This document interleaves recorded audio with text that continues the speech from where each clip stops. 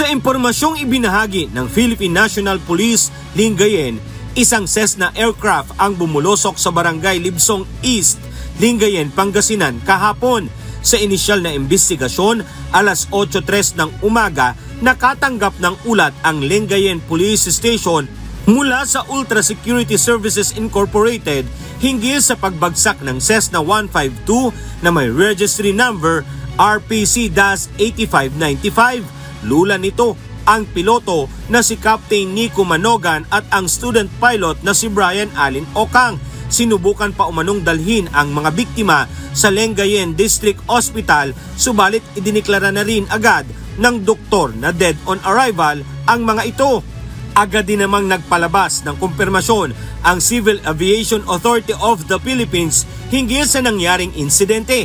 Dito sinabi ng CAAP na nagsasagawa na sila ng kanilang investigasyon sa dahilan ng pagbagsak ng eroplano. Pansamantala din umanong grounded pending ang Pilipinas Space Aviation Academy Incorporated, ang flying school na nagmamay-ari sa bumagsak na eroplano, para bigyang daan ang investigasyon. Alan Manansala, humahataw sa balita ngayon.